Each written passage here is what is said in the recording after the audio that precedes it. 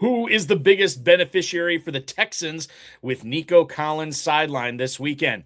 How hard do you really need to think about not playing Sam Darnold in the FFPC Playoff Challenge number 2? And who are the targets and fades you need to know about as you gun for a $100,000 grand prize with the FFPC in the divisional round? Plus, live from the VSIN studios, host and analyst Brad Taylor hops aboard to give you his advice on what the 100K winning lineup is going to look like in the FFPC Playoff Challenge 2 and much more. We've got a great show for you. Ferrell Elliott is here. I'm Eric Balkman. Stick around. Your high-stakes fantasy football hour starts now. Can't stand the pressure. I've seen greater men than me, the lesser. Broadcast live and heard around the world, you are now watching the most entertaining hour of radio on the planet. Welcome to the High Stakes Fantasy Football Hour presented by myffpc.com with your hosts Eric Balkman and Ferrell Elliott. The High Stakes Fantasy Football Hour is your home for analysis from the best players in the world. And now, because no one else was available, here are Eric Balkman and Ferrell Elliott. Solace in the scripture. Are we not all our father's sons? I became a man, nobody ever told me what a man was. Greetings and salutations to all of you Balkaholics and Ferrelliacs. Welcome into the latest episode of the High Stakes Fantasy Football Hour presented by myffpc.com. I'm your slightly above average host, Eric Balkman. My co-host is the definitive commissioner of fantasy football, Ferrell Elliott.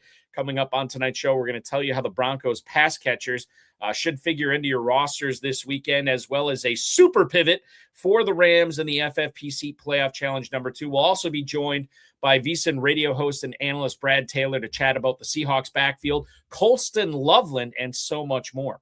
If you want to connect with us on X, please do so at HSFF at Eric Balkman. And of course, check out the Kentucky Fantasy Football State Championship, located conveniently on the interwebs at KFFSC.com. You can also post on our Facebook page, facebook.com/HSFF. You can also email the show at highstakesfantasyfootball@gmail.com. If you have any questions for us, now is the time to send them in. We'll try to get to all the chat room questions, X posts, and emails in the fantasy feedback segment coming up later on in the show. Shout out to our audio engineer, my best friend Bryce, and of course our producer and mutual friend Rob. In case you didn't know, we have one final contest over at the FFPC that features a six-figure grand prize. Ladies and gentlemen, the FFPC Playoff Challenge 2 will close promptly at 4:30 p.m. Eastern Time tomorrow, which means precious time remains to get your entries in. I always say this, no matter what happened to you this fantasy season, if it was a bad fantasy season, if it was a good fantasy season, if it was a great fantasy season, none of that means anything this weekend, because even if you had the worst fantasy season ever, it could turn into the greatest fantasy season ever if you win this $100,000 grand prize. It's all you're going to care about. What's great about this is it's super easy to put the lineups together. There's no draft. There's no salary cap. There's no convoluted rules. Pick your 8 players, and that's it. 1 player per team. If you want Josh Allen, you can't have James Cook. If you want Jackson Smith and Jigba, you can't have Kenneth Walker III. Win $100,000 with a $200 entry fee. Win $25,000 with just a $35 entry fee. Sign up now. myffpc.com, myffpc.com. Remember to like this video, subscribe to the channel, comment on the video, share it with your friends, share it with your enemies, and get notified each and every time we go live by clicking that notification bell. Ladies and gentlemen, I want to bring on the co-host with the most, my partner in crime, Mr. Ferrell Elliott. Ferrell, happy divisional round eve to you, sir. How are you, partner? I'm excited. Should we go ahead and just get it out there? Should we go ahead and talk about it? Well, listen, I'm going to tell you this right now. I am very excited for this weekend of football. No, we got to go back. Despite the Packers not being involved in this weekend, kudos to the Bears. They made the plays they needed to make in that game. And I think I brought this up on the show several times. My father, when I was a kid, told me that this divisional round weekend of the NFL, he said it's the best weekend of pro football. You have the 8 best teams, or at least the 8 remaining teams, gunning for a Super Bowl championship. We have no point spread higher than, I want to say, 7.5. We should see some good football this weekend, Ferrell. Yeah, your father's a very, very wise man, and this is the greatest weekend of football. Unfortunately, I'm going to be on an airplane Sunday afternoon, so I don't like that. There were two tragedies in the Bears and the Packers. The Packers let it get away. The other tragedy was that, and we'll get more into this with Brad, and I am so thrilled to have Brad here on the show. I advised our listeners not to get involved with tight end Coastal Loveland, to go somewhere else. And then I just realized that even though he 58 passes and 5 touchdowns through the season, in the last 3 games, including last week's playoff game, he's been targeted 38 times. And we were told he would play better later in the year. And I said we could do no harm last week. and we harmed people. And I'm over it. Going to try to do better this week. When I had a terrestrial radio show, Ferrell, I had a guest. That's not that. Those like you rode the dinosaur to the radio station. It was way back in the day. Yeah. Okay. And I would have this guest on. It was a Milwaukee Bucks analyst, and the Bucks were happening to go through a pretty rough part of their season where they had gotten blown out 3 times in a row. And I had this guy on, and I said, well, clearly it can't get any worse. And he said, Balky, don't you ever say that. And it did get worse for the Bucks. And I will never say, no matter what I'm talking about, fantasy football, pro basketball, life, I will never say it can't get any worse, because now I know it clearly can get worse. Okay. All right, ladies and gentlemen, let's get into it tonight. It's going to get better from here on out. I want to bring up the Seahawks because I think I don't know if there was big news this week in the NFL for these 8 remaining teams. It was probably this report out of Seattle. Mike McDonald, the Seahawks head coach, said that he's, quote, really optimistic Sam Darnold is going to be able to play in the divisional round against the 49ers. He said that there's a possibility that this injury might limit Sam Darnold physically, but he's also saying that Darnold himself is confident he's going to be able to operate normally. He was very nebulous when it came to his responses when he was asked specifics about the injury and how it's going to affect Sam Darnold's play. Listen, Sam Darnold needs all the help he can get, clearly, and anything that's going to hamstring him even more is going to be problematic. This question, we'll get into Sam Darnold later on in the show, Ferrell, but I think most people for the playoff challenge too are looking at rostering Jackson Smith and Jigma. Maybe a few people based on the data we saw from Fantasy Mojo, fantasymojo.com, at Fantasy Mojo on X, where we always get this data from. We saw a handful of people roster Kenneth Walker III, as well as Zach Charbonnet last week too. Mm-hmm. So I think the question here is, are you at all nervous about, especially if you're rostering JSN, with Darnold, operating at less than 100% physically? We know his limitations in this offense and him as a quarterback. And I wonder if this is enough for you to say, like, hey, maybe I should look at this ground game with Seattle as a pivot off of Smith and Jigba, given that Seattle wins with their rushing offense and with their defense, especially this season. You can make the case that they're going to get to the Super Bowl based on how good that defense is going to be. If Darnold is now limited a little bit more physically, I don't know. Maybe Charbonnet and Walker aren't the easy fades they were before. Yeah, Balky, and you're presenting some opportunities for our event here at the FFPC, their divisional round. Look, yardage for Darnold for the year, 4,100 yards. Mm-hmm. Yardage for JSN, close to 1,800 yards, 17 and change. This is a stat that I heard. So he's 45% of the air yards for this offense. He's everything for this quarterback. You can't really. I don't know how you. The only thing that's going to get this player for not being a huge difference maker in this contest, and I think the only way you can win is by rostering another player, is if this player gets injured. That's my thoughts on it. It's a no-brainer to roster this player. And I think you're right. And I think most people will be doing that. Now, I can't remember if I brought this up last week or not, but I'm going to bring it up tonight. As far as how that roster ownership worked for the Seahawks in the playoff challenge last week, the 500K challenge, Charbonnet was owned in actually Charbonnet and Walker were each owned in about 2% of leagues. Smith and Jigba 87% of leagues, and that's how people handle it. I would imagine it's probably going to be like that again. However, with only 8 players in this contest, you do need to be different somewhere. I would expect that those 2% for Charbonnet and Walker are going to be a little bit higher this week, regardless of the Darnold injury. Yeah. Speaking of injuries, Ferrell, Nico Collins not going to be playing against the New England Patriots Sunday afternoon. He is in the concussion protocol, did not get out of it in time, and the Texans ruled him out today. Did not practice at all this week, and Christian Kirk obviously had a big week.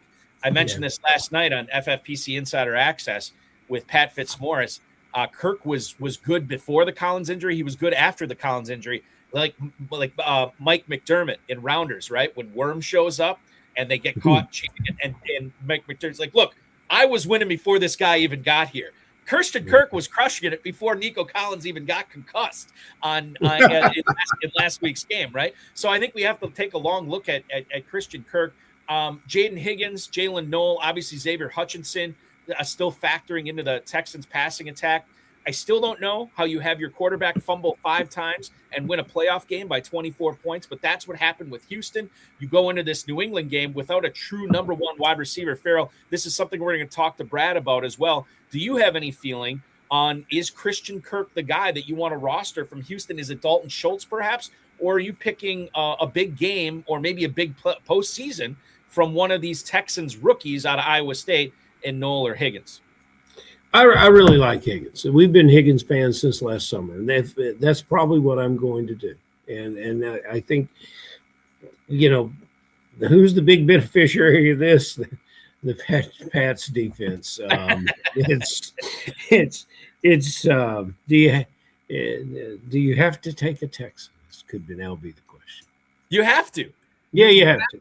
You have to, but the question is which one? Honestly, there will be people that will be like, oh, I got to take their defense. You can't play the defense this week. It's got to be a skill position player. Could be Woody Marks. I can't imagine a lot of people would be going with Nick Chubb, but I'll be fascinating once lineups lock here in what would it be? About 19 hours, a little over 19 hours. Be very interested to see how people handle the Houston Texans this weekend, as they are 3.5-point underdogs, or is it 4.5-point underdogs to the New England Patriots this week? It is, they're 3-point underdogs. So they've tightened it up a little bit. So 3 points. Okay.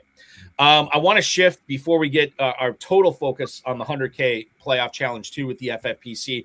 I want to talk about 2 other players that I think that are not in the playoffs, but I know this first guy holds a dear spot in your heart, Ferrell, and that's Michael Pittman.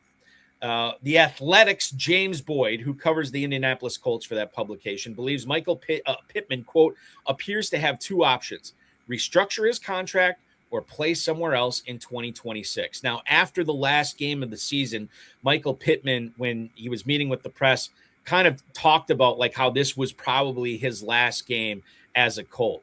He has a $29 million cap hit this coming year. And if the Colts decide to cut him, that's going to free up $24 million in cap space. He is going to be 29 next year. And it's certainly possible that they could trade him. I would imagine that that's a possibility on the table for the Colts right now. What do you make of Michael Pittman coming up this year, Ferrell, knowing that he is not over the hill, but certainly not a spring chicken anymore? And he probably will have a new head coach, new OC, new quarterback, new offense to learn prior to the start of the 2026 season. Yes, and that's true about 25% of the league. So you might want to go to one of those places where everyone's going to be. It's a fresh start for everyone. Pittman, it's just one of my all-time favorite players, and I would love seeing him in a change of venue. I personally hope that he ends up with a quarterback that has a little bit more seasoning, perhaps, than some of the quarterbacks that he's had at Indianapolis. He's benefited from the fact at Indianapolis that he plays in a dome, plays on a carpet. That works well for him, and so that could be a situation for him. You take a team, we just talked about Seattle. Perhaps that would be a place for him. A place where you've got to get some balance. Do we expect this receiver JSN to catch 1,800 yards next season? You know, the whole league is going to work on taking that player. So I think it's a great offseason for Pittman, and I love the way our writer here has covered possibly every outcome that there possibly could be. And, right. You know, he's covered all the bases, so he can claim he's going to be right about it. New Orleans, I think, would be interesting for Pittman next year too. Playing alongside Chris Olave and Tyler Shuck, that'd be interesting. We'll see. Much more to come on that situation. We have Brad Taylor standing by here. The last thing I want to get to before we go to the VSIN studios to connect with him, Patrick Mahomes stated that his doctor told him he could be ready to play week 1 of the season. This was on the Chiefs' official website. Mahomes said that his rehab is going great. That the Chiefs told him he's hitting all the checkpoints that he needs to as far as strength and range of motion goes. And he says during OTAs, he expects to be able to do some things there, which is good. He says he's hoping to do a lot in training camp. This is positive news. I would expect nothing else to be coming out of Patrick Mahomes' mouth and out of the Chiefs organization. If they're not saying this, or if they're saying anything less than this, I have serious questions. But I think the serious question I have here, Ferrell, I think some people, myself included, were ready to downgrade him with best ball drafts ready to get underway here in the next week or two. Now I'm thinking like, well, maybe I shouldn't downgrade him as much. I still am skeptical he's ready for week 1, but perhaps he's going to be ready earlier than we think. And it's not like he's a receiver or a corner or a running back. Like, he's a quarterback. And I think that as far as coming back from ACL injuries, quarterbacks are not expected, with apologies to quarterbacks, they're not expected to do a lot of the sudden change of and cuts that running backs, receivers, corners, so on and so forth are expected to do. And it's Mahomes, who he's kind of a freak anyway as well. We still know what's going on with Travis Kelce. We don't know what the Chiefs are going to do in the draft. We don't know what's going on with Rashee Rice and his potential suspension as well. But I think this is good news, and perhaps I'm not downgrading Mahomes as much as I thought I was going to be after this report, Ferrell. So Patrick Mahomes as your best ball third string quarterback, Balky? You think you can get that? I think he will be drafted in the top 15. Okay. And maybe that's not even like a hot take at all, but I just feel like, you know, the way that he was performing earlier this season, how much he was running, he was doing stuff with his legs that we hadn't seen maybe ever in his NFL career. And now you get, as long as positive reports keep coming out like this, then yeah, I think he's going to creep up. And the fact that his doctor's saying he could be ready for week 1, I mean, he's looking like kind of a bargain. And he'll be at Steinberg's Super Bowl party, and they can all put those microphones in his face and ask him that same question. He might skip that just to not, I think that one of the things that one of the most fascinating offenses we'll be watching for as we start draft season here shortly is what's going to happen with Kansas City. I saw a mock draft that they take Jeremiah Love in the first round too. Wow. And so he's finally get a running back on that offense, Love and Mahomes. Boy, it could be a quick turnaround for Kansas City in 2026. Let's get into tonight's guest, ladies and gentlemen. I want to bring him on right now. He's a multi-league champion in the Kentucky Fantasy Football State Championship. He also hosts The Bottom Line with Brad Taylor on ESPN Radio Lexington. He hosts Live Bet Saturday on the Vegas Sports Information Network and is the author of the sports gambling book Side Hustle. Please welcome live from the VSIN studios in glorious Franklin, Kentucky, Mr. Brad Taylor. Brad, good evening. How are you? Doing well. As you can tell, fellas, you are looking live at the Circus Sportsbook here in Franklin, Kentucky. A very sparse crowd here tonight, but they will be packed house here tomorrow for Kentucky, Tennessee basketball, and then, of course, the NFL playoffs. So a little quiet here tonight, but it's the calm before the storm, as we like to say in the business, as you like to say. But no, it's great here, and looking forward to this, fellas. Thank you so much for having me. Absolutely. Glad to have you aboard. Yeah, certainly everybody needs to rest up with what's going to be a big day, not only in Kentucky, but across the nation tomorrow with 2 big games Saturday and then 2 more big games on Sunday as well. Brad, before we get into fantasy football and start talking to you about some of these players that we're looking at this weekend, tell us what you're specifically doing over at VSIN right now. At VSIN, I host a show along with my co-host Will Hill called Live Bet Saturday. And what we do is I'm looking at a big bank of televisions here in the studio. We kind of watch the games. We watch the live lines, how they're the live lines change as we go all the time. And, yeah, what would you do now? Because, let's say a football game tomorrow, let's say the Niners come out and score the first touchdown of the game. Would you now find some value on Seattle now because that line's not going to be 7 or 7.5? It's going to be below that. Is now the time? Is that a good time to maybe live bet on Seattle and that? But, yeah, it's live bet Saturday. We're looking at live lines, previewing the night games. And, it's sports talk from a gambling perspective here at the Circa. And I love it. It's great stuff. And it keeps you on your toes. And, yeah, there's a big, huge market, as you guys know, for sports gambling out there. And we are quenching the thirst here at VSIN. It is a beautiful thing, Brad, that you are that you take me back in memory lane. And this is how I pictured you from day one. This is where I pictured you from the moment that you expressed your ambition to be like Balky and be a broadcast professional. And it is a great thing to see you. You look wonderful. I want to, full disclosure to the listeners, on February 2nd, 2014, Balky, 2014, February 2nd, was the Super Bowl Sunday that Brad Taylor accompanied me and a couple other friends to Las Vegas for the Super Bowl. We spent the weekend out there for the Super Bowl. And this was another, as you recall, Brad, who were the two teams? Broncos, Seahawks. I remember that well. Broncos, Seahawks. And Brad didn't join us for dinner on Friday night when we discussed a lot of who we thought was going to win. And we all came out with the losing side except Brad. What we had essentially, Balky, as they say from the great movie, we had a failure to communicate. But Brad would sit there with a winning ticket. And, that's – you picked winners your whole life in this world. Now, tonight what we're trying to do is go to fantasy football, something near and dear to your heart, and the FFPC, something equally near and dear to your heart, and the contest that is forthcoming. We want to go to Buffalo, take a look at the Bills wide receivers, and see if you can work through the fact that Josh Allen continues to run his club to success in the playoffs. Who is the receiver that he's going to rely on, or is it still basically anybody's guess? You know the numbers, so tell the fantasy players who they should put at receiver, not only for this weekend, who you think is going to win, and who you think is going to go forward with being that best receiver through the contest.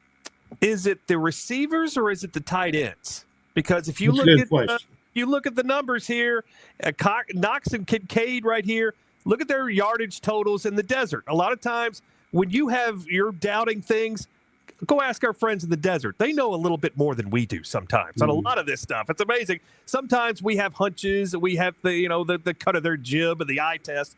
But a lot of times the odds makers know a little bit more than us. And you look at the yardage totals for this for tomorrow's game. You got Shakir 52.5, but the next two on the list are the two tight ends, Knox and Kincaid. The one I would try to stay away from would probably be Brandon Cooks, because a little bit as far as a guy who can you really trust him in this spot? He's at 28.5 yards for tomorrow. But, yeah, we've seen this act before with him. But for me in this game tomorrow for the Buffalo receivers, yeah, anybody can go on Shakir, but it's the two tight ends. And if you're looking for maybe a guy that's probably not going to be on many teams, it might very well be Dawson Knox coming in here. We've seen both these tight ends. We know that both these tight ends, Kincaid now, both of them, they had three. He had 3 catches last week. But, yeah, I would look at the tight ends before I would receivers, and I would be looking down upon Brandon Cooks and up on both these tight ends. Yeah, I think you make a good point. And I think you also make a great point about Dawson Knox, because if you are going to pivot off of James Cook, off of Josh Allen in this competition, I think most people would say, give me the young up-and-coming tight end. Well, Dalton Kincaid has been mostly miss rather than hit over the course of his career, and yet Josh Allen just keeps going back to Dawson Knox. Sometimes, especially if Buffalo loses this game, we could look at who is the Jalen Coker of this squad, right? Jalen Coker blew up last week. He was the Panther to own if you had him in the playoff challenge. there could be somebody like that in Buffalo, especially if the Bills are forced to pass in the fourth quarter to try to get back into the game. Knox is very, very interesting. Flip side of the ball. Do we know the Coker owners percentage from last weekend? Is that, yeah, I can tell you right now, it was super less low. than 2%. Yeah, in the $200, the world famous the Granddaddy contest last week, Jalen Coker was owned in 28 out of 7,250 teams. That is 0.39% that Coker was owned. So crazy stuff. That's why this challenge is so much fun. So flip side of the ball tomorrow from Buffalo, Brad. Denver features R.J. Harvey in the backfield. We know that Buffalo has tightened up their defense over the last month, maybe month and a half, but that rush defense I would still not consider good. How likely is it that you see Harvey having a big game and running all over this Bills defense, especially considering that Denver probably wants to win this game with defense and running the football?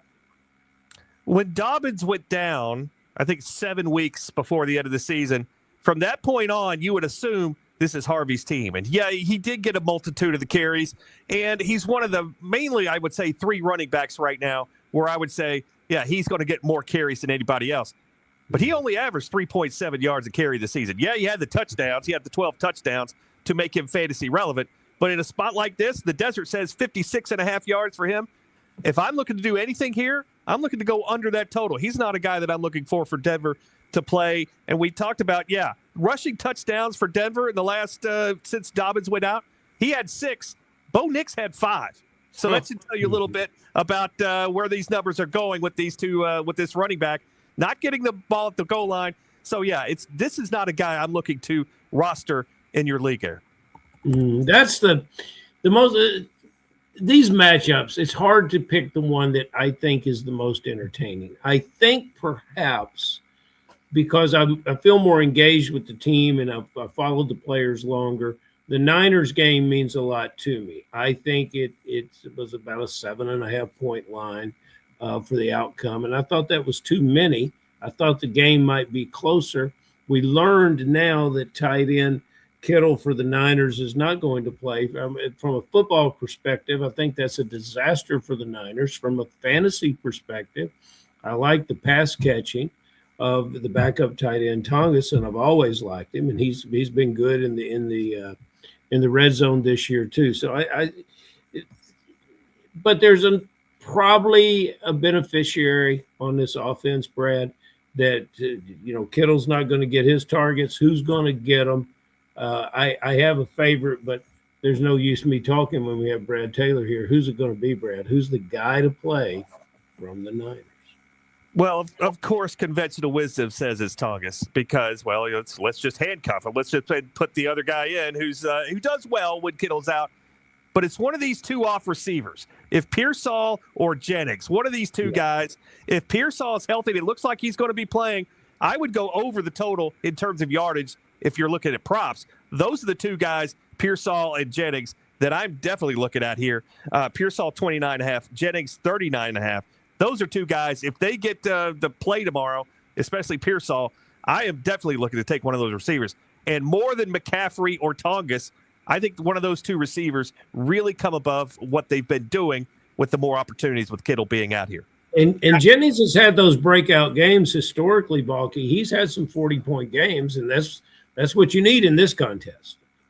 You do, and if you end up getting that really vaults you to the at least to the top, not to the very top of the leaderboard, but near at a minimum near the top of the leaderboard, which is what you need.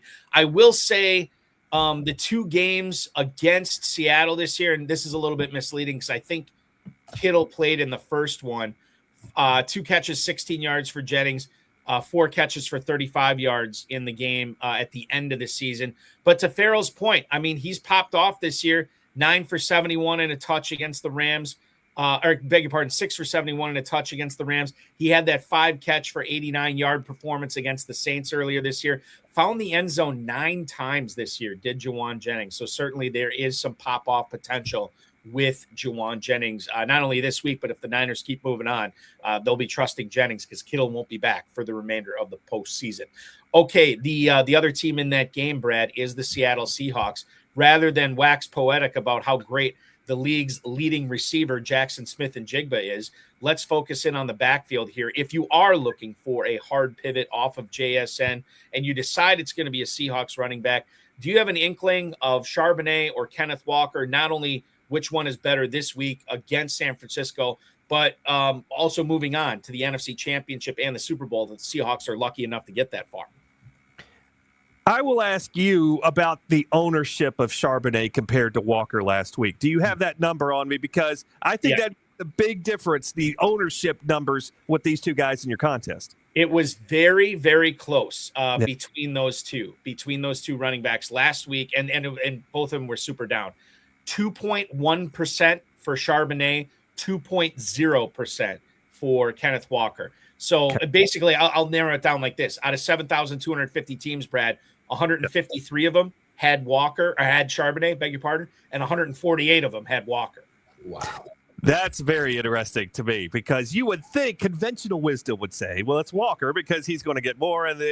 But I think Charbonnet would be my play, especially if you're looking to maybe get some value. But when you say the roster spots are so even, it's kind of something where you're looking at it and say, wow, do I really get the value with Charbonnet over Walker here? Here's a spot where, it's half a dozen of the other and 6 of one. Mm-hmm. But, I think I would be taking Charbonnet going forward in this, mainly because I know that he's going to have a little bit more value, and quite possibly, maybe, he'll get a little bit extra in terms of you'll get some roster value with him. But, this is one where it's Charbonnet over Walker for me, but I think I might be in the split minority on that one. Yeah. We said that the 49ers would be okay with tight end from this fantasy perspective. I don't think that there's anyone that's going to supplement what Nico Collins did. I don't think you can replace Nico Collins. There's complementary players and receivers. There's good youth receivers. But for this contest, Brad, who's going to step up and help Stroud in a pass-catching aspect? Could it be the tight end who's had a quiet but productive, at least from our contest perspective, season? You still want to stick with tight ends here, or do you want to look somewhere else in that receiving core for a big game? I don't think the odds makers know either, because if you look at the yardage totals, Kirk is 39.5, Schultz 39.5, Higgins 37.5, Hutchinson 30.5. I don't think they know what they're going to do, the odds makers, because everybody's right around the same number here. For my money, the value is on Hutchinson. If you're looking to play him long term, maybe that's with Houston getting a one with a one and out kind of situation here. But I think the value is on. You're going to get some value with Kirk, obviously. But I think Hutchinson would be the play that I would make to kind of be maybe under the radar and hope you get something out of this, because the Desert's telling us they don't really know what's going to happen here.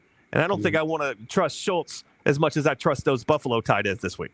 The rostership last week, and I know this is skewed because Nico Collins, was healthy. He was not concussed heading into this.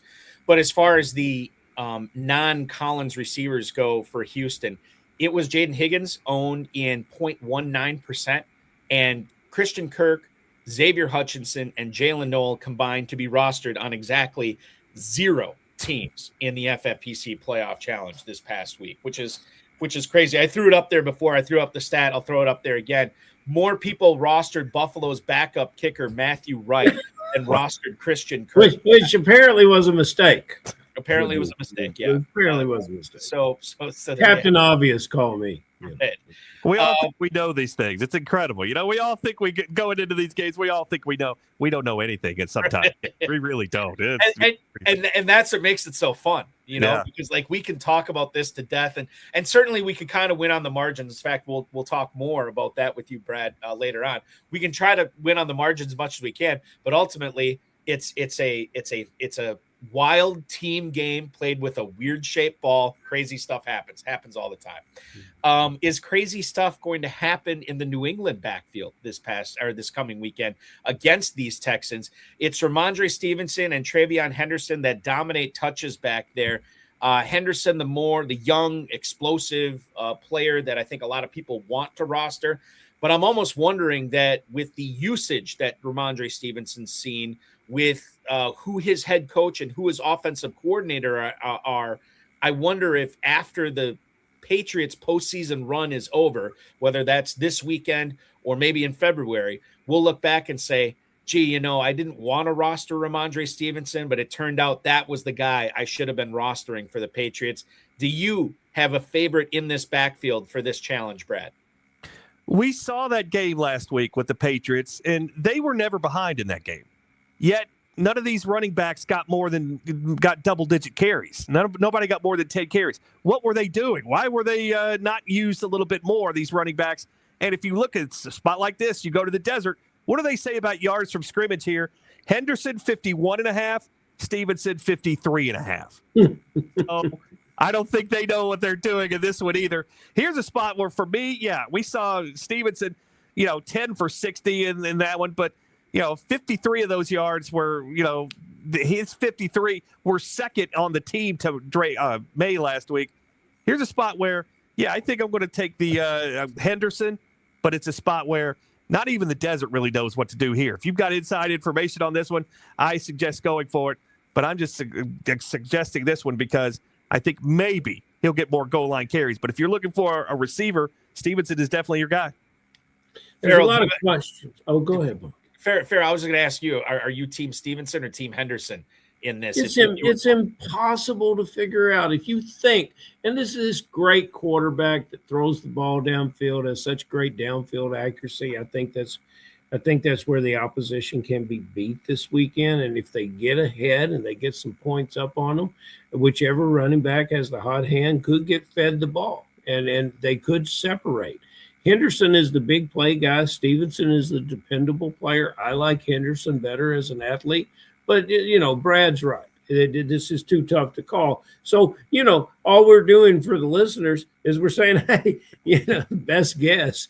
This stuff's really, we haven't come up with anything since Brad came in with the tight ends, and it just shows how vexing this situation is. But I'll tell you somebody that's not vexing. So a team that's not vexing, the Los Angeles Rams. Brad, when we consider about who you want to start with the Rams, an old expression that you'll be familiar with, I would tell you, come on in, Brad, the water's fine, because it was mighty, mighty good with the Rams. Who's it going to be?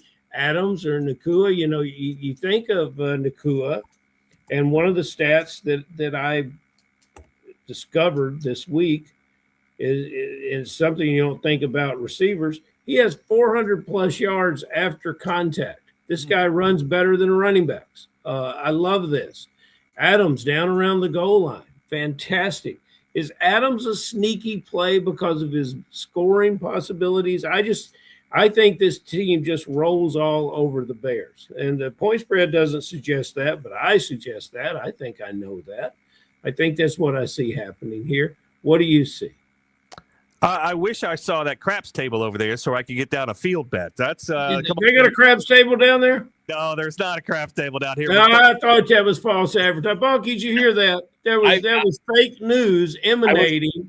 It's fake news emanating from the VSIN studio. I'm shocked that but we don't have the craps tables here yet. But the point is, if there was a field bet down there, I can guarantee you the water would be fine for me to jump in there on that one. I also would say, are we looking at the end of Davante Adams? Because we all remember the touchdowns. He got 14 of those this year. But we kind of saw this a couple years ago with Cooper Kupp as well. And, Davante Adams is only 33 years old, but he averaged 15 games this year, 4 catches, 57 yards. So it's not like, other than those 14 touchdowns, what has he really done for this team? I am down on Adams. His number here is to go 55.5 yards on this one. Yeah, you got the 14 touchdowns, but I'm looking to go under on him. It is Superfly, Nakua, or nobody in this one. So this is a spot. I don't think Davante Adams is the guy you want to trust here, just banking on those touchdowns that haven't done anything. He hasn't scored since November. So that's something to kind of look at with this guy. Hey, fellas, check it out. We're in the second show of the year, and it's certainly not the league year. I don't know what show this is, Balky, number 50-something, whatever it is. Yep. Finally, Fenton has checked in. Brad, see, you bring out all the old school guys. Fenton jumps in here in uniform to make a commentary. He's going in with Stevenson. I don't get to ask questions about Colston Loveland anymore, Brad, but Balky will do it for me. Just real quick on Adams, before we get to Loveland. Dude had 13 targets last week, and pretty much I think the target share with Adams and Nakua combined last week was like 70-something%.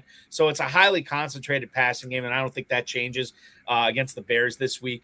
13 targets. He only catches 5 of them, and quite frankly, did not look all that great. I don't think he passed the eye test for me in that game. And I'm not saying the 8 targets that he missed were all his fault, but some of them were bad. And I wonder if he is actually playing a little bit hurt right now. I will say this, just to wrap up the Rams offense. There are people that are, I think, nervous about the Rams offense playing in this, and it's going to be very cold at Soldier Field. And they're nervous about these, Southern California boys coming into play in this. And I'm like, Stafford played in the NFC North for how many years? Devontae Adams played in Green Bay for how many years? Blake Corum, Kyron Williams, those guys played at Michigan and Notre Dame. Like, they've played in plenty of cold weather before. So I think the weather thing is a little bit overrated. And I think the leaky Chicago defense is going to help them out a little bit too as well. So I'm not all that concerned about. Now the Rams could lose that game, but I'm not all that concerned about the Rams not being able to put up points in that game. Okay, moving on to the Chicago offense here. Brad Taylor from the VSIN Studios in Franklin, Kentucky. The likelihood of Colston Loveland continuing this massive hot streak against the Rams, I'm hearing people talk about him being the tight end 3 in Dynasty and maybe in redraft leagues next year. Everything he has done over the course of the last 3 or 4 weeks keeps moving him up people's draft boards for 2026, Brad. Is this going to continue against the Rams and perhaps maybe even the NFC Championship game, or dare I say the Super Bowl as well? I thank you for answering. That was going to be my question. Where did you guys see Loveland going next year in these drafts? Because I was thinking off the top of my head, this is a top 5 tight end going into next year. And the fact that you are saying this is top 3, well, it makes me feel a little better about what I'm thinking here. Last 11 games, he's averaged 5 for 67 here. And the Bears have gotten 21 touchdowns in those 11 games, and he's got 6 of them. Mm-hmm. So Colston Loveland is a guy right now. His over-under in the desert, 57.5. I do not like going over on a lot of players. Heck, I'm looking to go under on Puka Nacua, 101 yards for tomorrow. Yeah. But here's a guy in Loveland. This might be a guy that I'm looking to go over. The Rams allowed 92 catches and 7 touchdowns to tight ends this year. It's a little worse than average, but it's not the worst, but it's worse than average. Yeah, I'm going over on Colston Loveland. A good tight end pickup for your league. I love that. Jake Valich, he got us. He was there first, Balky. He was the first guy that really, really was behind Loveland. One of our fine players. And when Brad Taylor returns to the friendly confines of Caesar, Southern Indiana for the KFFSC draft, you'll get to meet some of these cats. So, Balky, do you remember the big payback league where Brad got a standing ovation when we were in the 17th round and he did not have a quarterback yet? And he selected a kicker before his quarterback, and there was a huge ovation for the contrarian. So that the part of the question that I now come with, that I know we're going to get brilliance from, is who is the contrarian play? Who do you not need in your roster? Who are guys going to be rostering at big numbers? And you don't want to put him in your roster in this contest. You've already talked about some guys that you don't want to have. Like, for instance, Adams would have been a great answer to this question, but we've already burned that one. So now you're going to have to come with something fresh, Brad Taylor. And then who's a guy that you just can't leave out? It's not going to happen for you. I think it's JSN. Who do you think it is? I think the guy this week, we talked about him, is Brandon Cooks. I think he's getting a lot more publicity and a lot more credit that he's deserving. Those numbers are going to go to those tight ends, Knox and Kincaid. That's where I'm banking on. A guy I don't want, Brandon Cooks, getting some publicity this week. That's a guy I don't want. A guy I do want, maybe is a kind of sleeper dark horse, either one of those San Francisco receivers. So when I say either one of them, either Pearsall or Jennings, if Pearsall is healthy, go with him. If it's not, it's Jennings, because those Kittle numbers have to go somewhere. And you could say Tongas all you want to, but those two receivers are going to be the ones who are going to pick up the money for those. But if you're just looking for the chalky McChalkerson play that'll get you somewhere in this league, I don't know about you guys, but if you think Buffalo is going to go all the way, it's got to be Josh Allen. That is as chalky as it goes. That is as square as it gets, as we like to say. That's the one guy where if you think Buffalo is going to win this thing, that's the one guy you probably need. Let's roll that back to this game. Do you think Buffalo is going to win this game?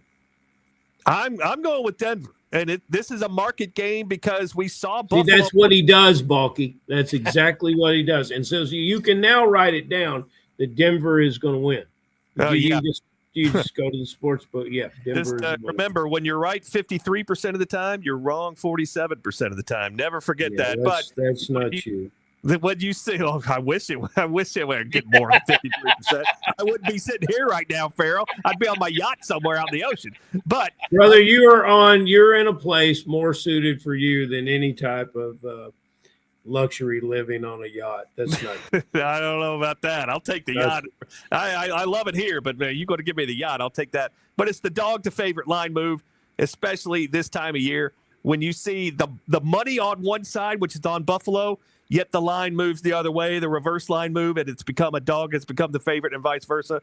That's the market, and the sharps telling me that's a play for Denver. Just going back to the Niners here real quick, Ricky Pearsall did not practice at all heading into the game last week against Philadelphia. This week he's gotten in a limited practice every day. He's officially listed as questionable.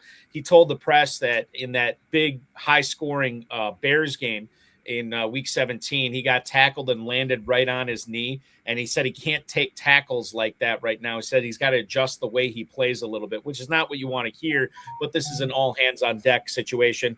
All hands except for George Kittle's hands, who will not be playing this week. So that's what we're looking at with Pearsall. The Dizzle chiming in. Pearsall is never healthy. It certainly seems that way right now. So it could be a big Jennings week. I want to go back just real quick, Brad, before our final question for you. I think Fenton had a question here. Yeah, I'll throw it up on the screen right now. He wants to know which tight end goes big this week for the Rams. So we've been talking about Puka Nacua. We've been talking about Williams, Corum, Devontae Adams. We had a conversation about what if you wanted to do the Uber pivot and move to a Rams tight end in this tight end premium scoring format that the FFPC Playoff Challenge 2 is. Do you have an inkling on which Rams tight end you'd want to put a chip on, not only this weekend, but maybe going forward in the postseason, Brad? Conventional wisdom once again says it's Higbee, right? Because we've heard that name and he had a decent week last week. But I don't think there's much difference in either one of these tight ends for the Rams. Higbee, his number in the desert right now is 22.5 to kind of put his numbers up there in this one. So, yeah, is that something that is going to make or break your team? I'm not so sure. But, yeah, here's a spot where I think maybe, just maybe, if you're looking to get maybe somebody off the radar, Parkinson might be your guy. And the spot where he's not getting as many yards in terms of what the desert's saying, but the desert is also saying, yeah, he's getting 20.5 yards here in the desert is Parkinson. So not Parkinson's an all-time Balky favorite too. Yeah, I wouldn't say all time, but maybe current. Maybe he is all time. I don't know. He's all time. Brad, we also have another question from the Dizzle, Dave Gerzak. Do you remember who you ended up with at quarterback in that big payback league where you took a kicker before him? I'd also be curious to know who the kicker was, if you remember. I can't go back. Heck, I can't remember what I had for lunch today. Much less.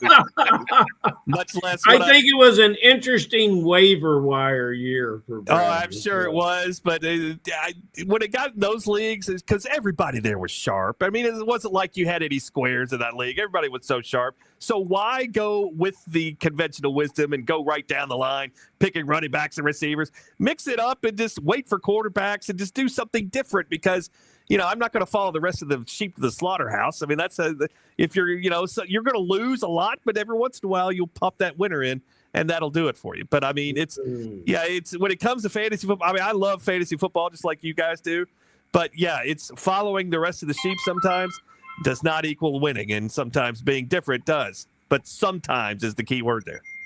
So I think the other thing I wanted to bring up here is before we let you get on and enjoy the rest of your evening here, Brad, side hustle, how squares like us in the real world can improve our bottom line and compete with the sharps in the world of sports gambling.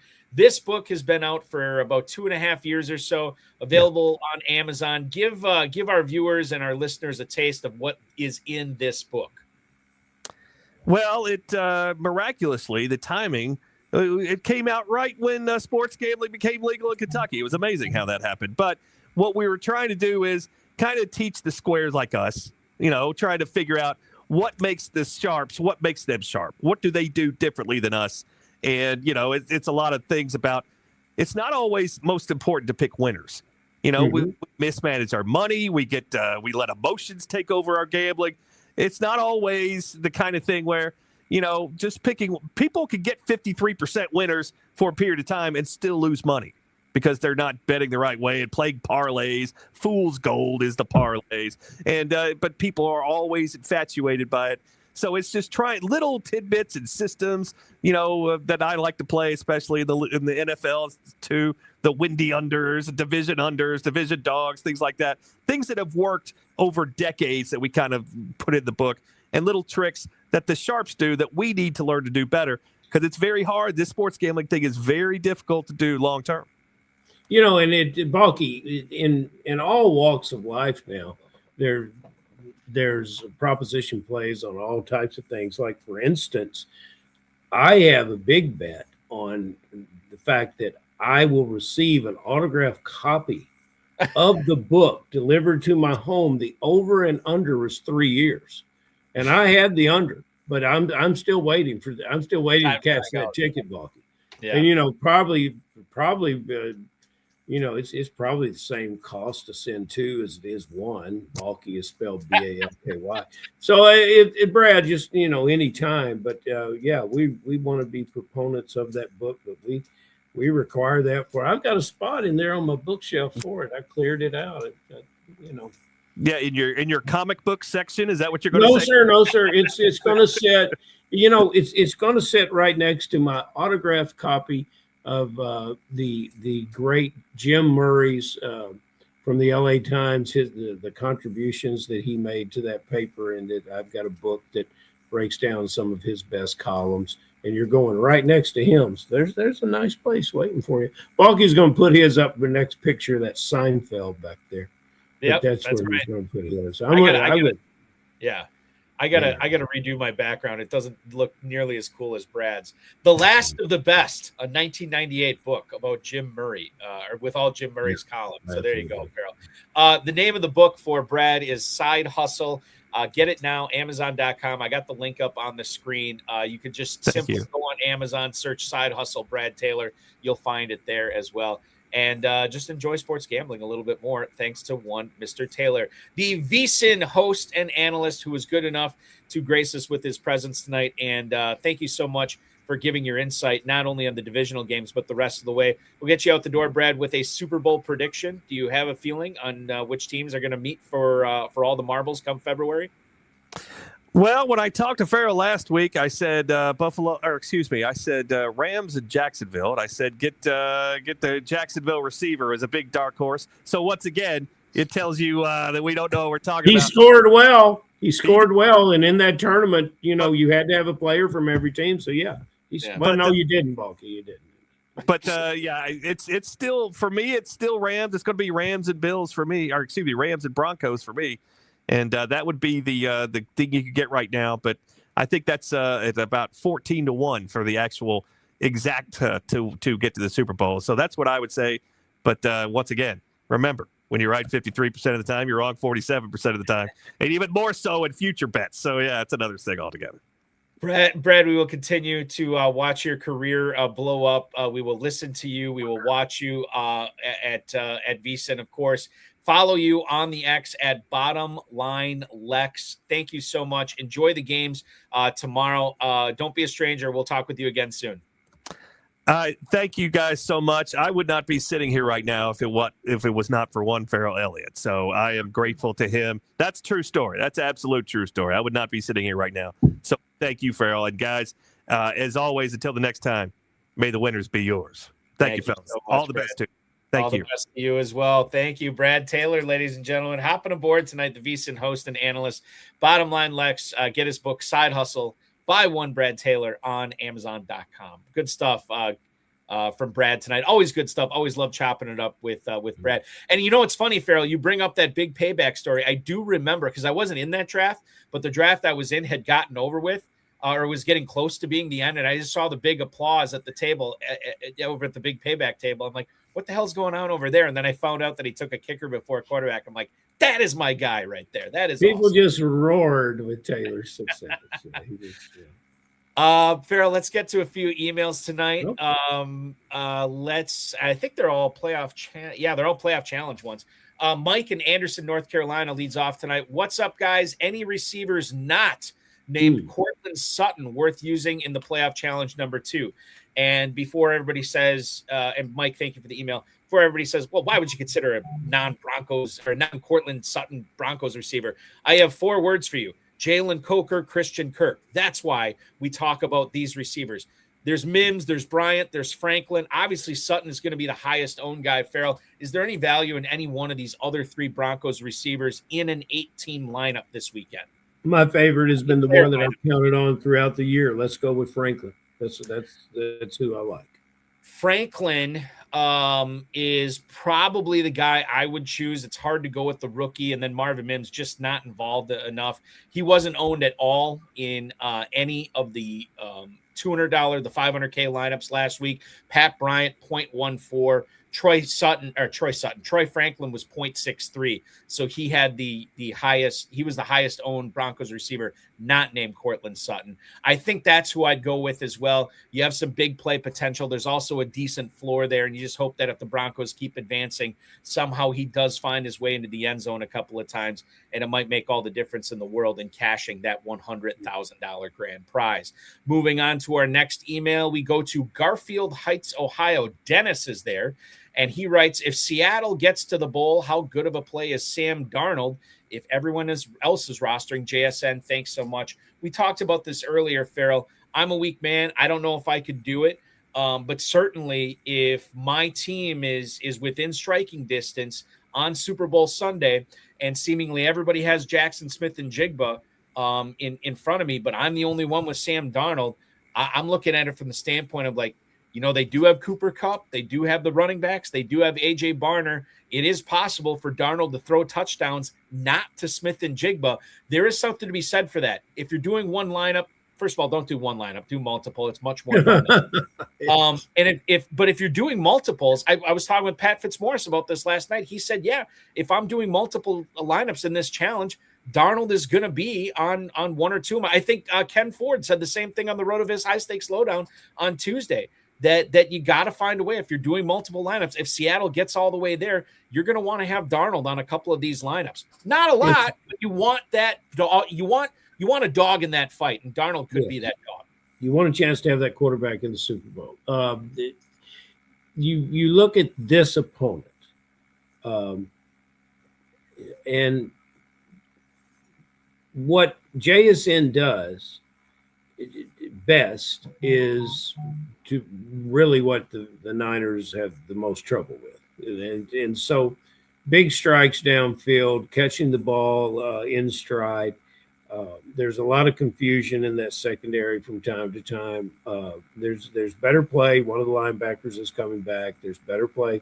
Those defensive tackles are good play. But the secondary, man, and I think JSN just has another big game.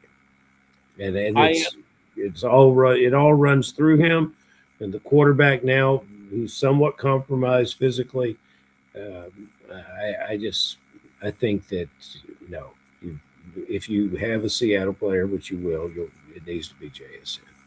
The lineups last week in the 500K, 9 out of every 10 lineups featured Smith and Jigba in them. So certainly they're. And you do. I said this. I talked with Harshal Sheth about this. I talked with Ken Ford about this the last couple of weeks. Guys who have cashed in the divisional round, guys who have cashed and won the whole playoff challenge. In Sheth's case, they said you got to eat chalk on most of your lineup. It's just that 1 or 2, maybe 3 spots that you got to hit on the right pivots, and that's how you win the big money. Maybe Smith and Jigba is just a guy that you put in your lineup, you hope for the best, and you move on and try to find pivots elsewhere. Let's move on to New England. Yeah, we're talking with one Jim in Cheyenne, Wyoming. Who's the better play in the Playoff Challenge 2 for New England, Stephon Diggs or Hunter Henry? You might be surprised to know that in the 500K challenge last week, ownership looked like 19% for Stephon Diggs, and for one Hunter Henry, tight end premium, he was at 16%. So the FFPC players last week said that Diggs is a slight favorite. Ferrell, do you agree with them in this challenge this week? Should Diggs be the guy over Henry? I like several of the tight ends in this challenge, but Henry is the touchdown dependent player.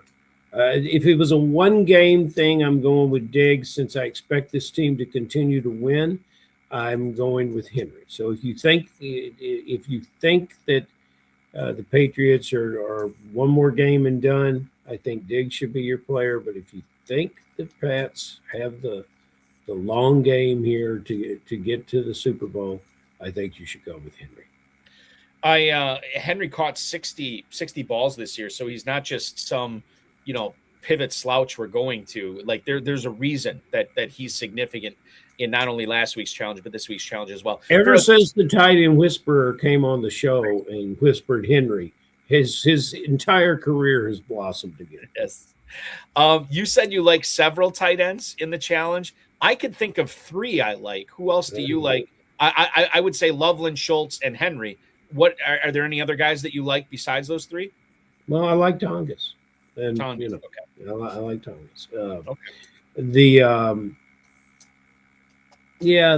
That's well, I like your guy from the Rams as well. Parkinson. Yeah, I could see that as well. And again, I think that you don't want to tie with 30 some other people in this. You want to be different, and it's more fun to have this whole grand prize all to yourself. And maybe Parkinson's on the winning line. There's going to be one player on this winning lineup that we'll just be scratching our heads like, how the heck did that guy come up with this person? But and no one had Coker. No one had Coker. No one had Kirk. People had Coker, but very few people had Coker. No one had Kirk. Yeah. Final email here. We'll go back to the Rams for this email, which is from Charlie in Irvine, California. Hello, HSFF Hour. To try and be different, would you guys recommend I use Blake Corum instead of Kyron Williams or any other Ram? Appreciate you. That is Charlie, Irvine, California. We appreciate you, Charlie. Ferrell, I think this is interesting because most people, if I look at the ownership percentage for the Rams last week, Matthew Stafford came in at 11%. That was second on the Rams next to Puka Nacua, who came in at 75%. You look at the running backs, Kyron Williams was at 7%, Blake Corum 0.2%, knowing that Corum is really, really eating into the catches, the touches, and sometimes the carries inside the 10-yard line. I wonder if Corum makes for, again, if you're filling out multiple lineups, I wonder if Corum should be on one of your lineups just because he could be scoring a few touchdowns, and the Rams have the potential to play 3 games in this challenge as well. Possible, but I'm going to stick with Kyron. That's how I would play it. But yes, now I'm going to have to play a lot of teams to get to Corum. Listen, I'm going to tell you that you want to play a lot of teams. We have a lot of teams available in this right now.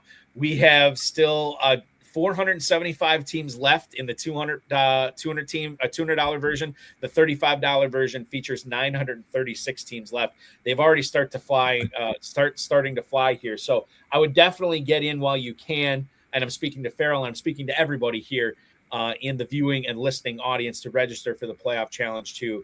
It's going to be a lot of fun. It's going to enhance your enjoyment of the divisional playoff. And I always say, Even if it was a bad season, it could still be a great season if you cash this 100K.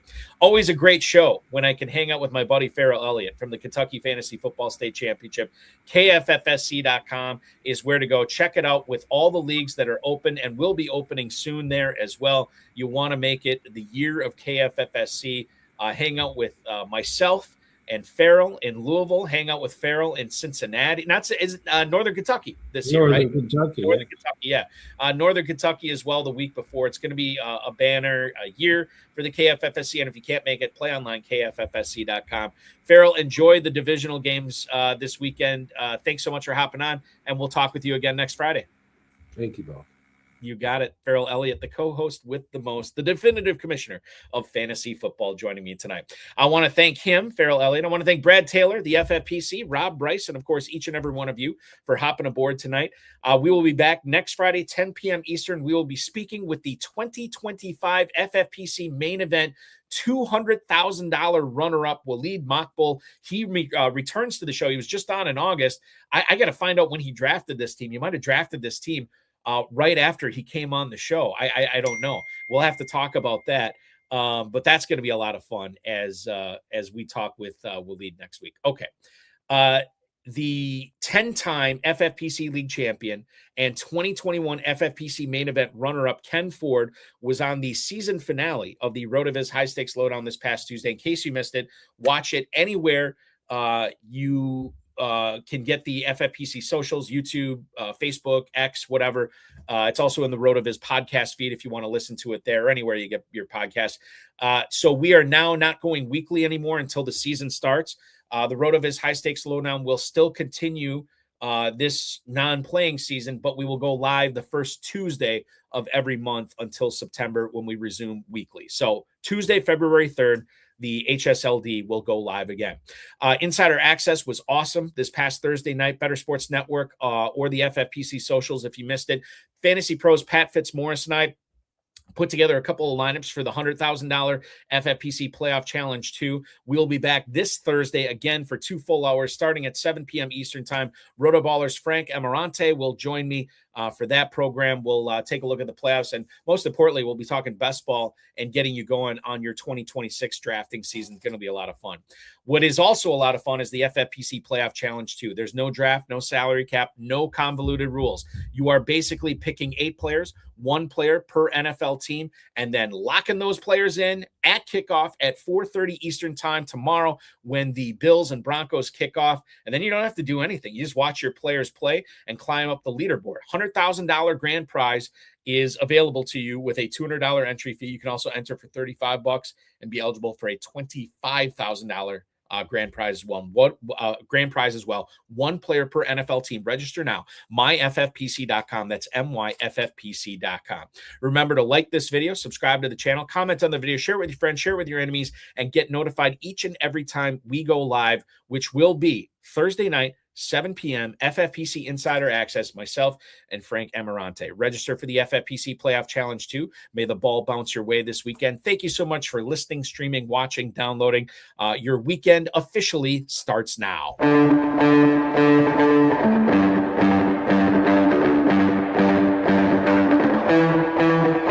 This has been another episode of the High Stakes Fantasy Football Hour presented by myffpc.com. It was broadcast live and was watched around the world. Balky and Ferrell will be back next week with more analysis, more interviews, and more advice from guests much smarter than they are. Thanks for watching, and we'll talk with you again next week. I will let everybody know that while the Playoff Challenge 2, where we're at right now, was not where we're at for last week, we are actually significantly ahead of where we were last year, too. So don't be a wish I had. I brought this up on last night's show. Sean Siegel, Tom Kelly from RotoViz, they planned on spending their Saturday morning putting together some Playoff Challenge lineups.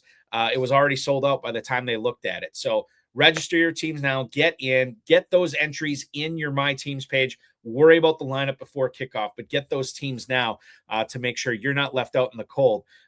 Somebody's got to win 100K. Why not have it be you? Good luck, everybody, in all of your lineups and in the world famous FFPC Playoff Challenge as well. We'll talk with you again next Thursday and Friday. Be good, everybody.